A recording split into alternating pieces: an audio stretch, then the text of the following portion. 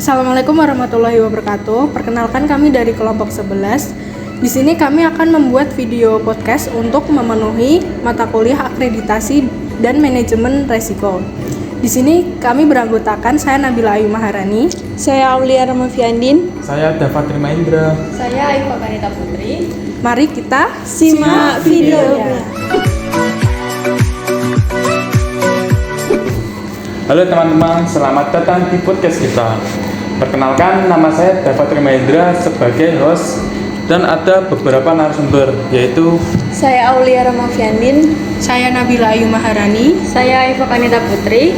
untuk kali ini kita akan membahas topik yang sangat penting tentang pelayanan kesehatan, terutama untuk kita sebagai mahasiswa rekam medis dan informasi kesehatan.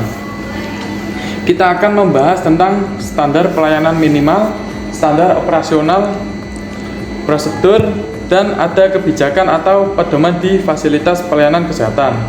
Kebetulan nih di sini ada 3 mahasiswa RMIK yang siap berbagi pandangannya. Yuk mari kita simak. Nah, menurut kalian nih, SPM itu penting apa enggak? Menurut saya, SPM itu penting banget. Khususnya untuk memastikan bahwa pelayanan yang diberikan kepada pasien itu sudah sesuai dengan standar minimum yang sudah diatur oleh pemerintah.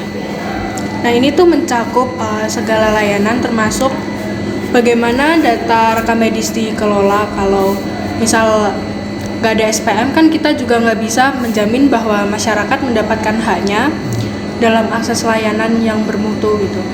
Oh, gitu ya. Jadi SPM ini memastikan bahwa layanan kesehatan tidak asal-asalan ya. Bagaimana dengan kamu? Nah, apakah ada pembahasan yang lain? Kalau menurut saya, SPO juga penting di fasilitas pelayanan kesehatan karena semua kegiatan kan harus berjalan sesuai prosedur ya. Kemudian agar tidak terjadi adanya kesalahan. Nah, dengan adanya SPO ini, semua tenaga kesehatan juga punya panduan yang jelas serta dapat meminimalisir risiko kesalahan yang akan berdampak terutama di bagian rekam medis. Oh, gitu ya. Setuju banget sih. Karena SPO ini kan memang bertujuan untuk menjaga konsistensi dan keakuratan ya, apalagi di bagian yang sangat sensitif seperti di rekam medis ini. Nah, kalau menurut kamu bagaimana, Din? Apakah ada pembahasan yang lain? Jika dilihat dari saya sebagai mahasiswa rekam medis, kebijakan dan pedoman menjadi kunci penting agar seluruh alur pelayanan kesehatan dapat berjalan dengan lancar. Misalnya untuk menjaga kerahasiaan pasien agar data tersebut tidak bocor ke orang lain ataupun tidak disalahgunakan.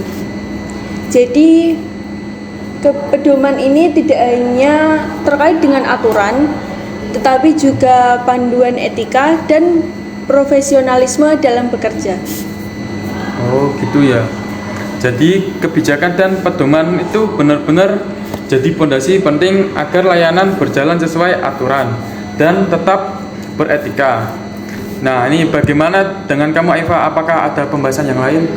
Menurut aku sih penting ya, karena bisa jadi pelayanan di rumah sakit akan menjadi lebih aman dan terukur, serta petugas Fasiankes bisa melakukan tindakan sesuai dengan basis data.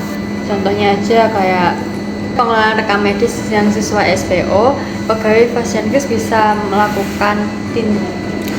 melihat tren penyakit yang ada di Fasiankes tersebut.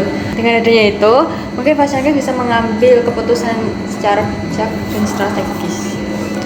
Selain itu, kan pedoman dan kebijakan ini juga membantu kesehatan bekerja untuk sesuai dengan regulasi dan meminimalisir kesalahan dalam pencatatan data, apalagi dalam pengembangan sistem rekam medis elektronik.